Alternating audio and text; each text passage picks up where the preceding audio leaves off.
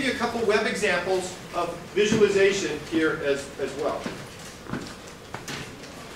So this is called name. If you do a Google search on NameVoyager, you'll come up with this. And in NameVoyager, this shows the popularity of names. Let me see. Refresh.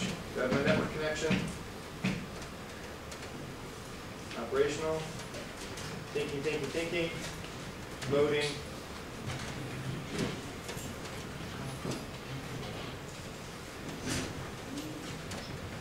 Okay, so this shows from starting in the 1880s up to about now, the popularity of different names. So they're in alphabetical order. The thicker the line, the more popular name. So David started becoming more popular, and in the mid-1900s, and then it's been waning a little bit in popularity.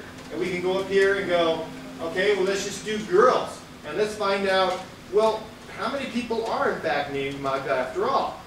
And we see that, well, here's everything that starts with M-A-G-D-A. There's Magdalene, Magdalena, and just Magda by itself. If I put a space after it, no, doesn't work, right? So Magda by itself is not found as often as some of these other variations. So Magda, you're unique. Congratulations. I know. Okay?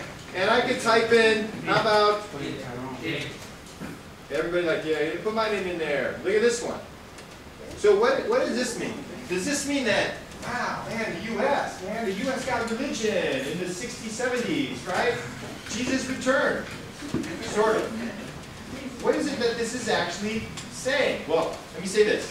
Jesus, Jesús, what does that suggest to you?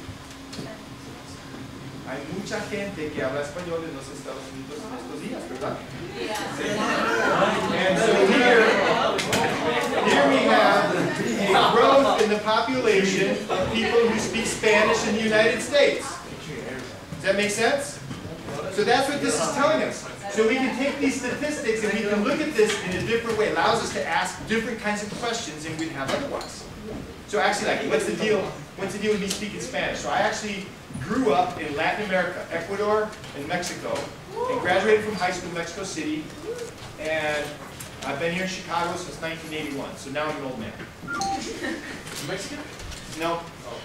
Gringo. And let's do another one here. This is my son's name. And who said Forrest Gump? I did. Forrest Gump. Oh, Forrest Gump. Oh, so I named my son. No, I did not name my son after Forrest Gump. Forrest Gump tells us what happens right here. Is this the famous outlawing of the word, the name Forrest?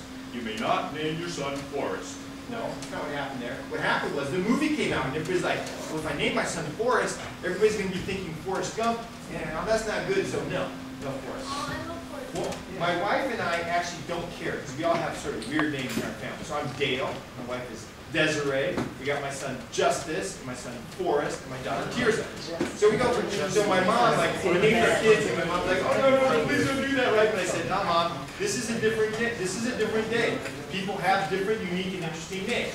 So like somebody said Aiden over here. Who's Aiden? Aiden, right? So we can type in Aiden. So I'm not, in fact, going to type all your names in, but let me suggest that you do a Google search on NameVoyager, and you go here and check that out yourself. And it's interesting because the computer allows us to ask questions that's different than just looking at a bunch of numbers on the page. You with me on that? Does that make sense? Okay.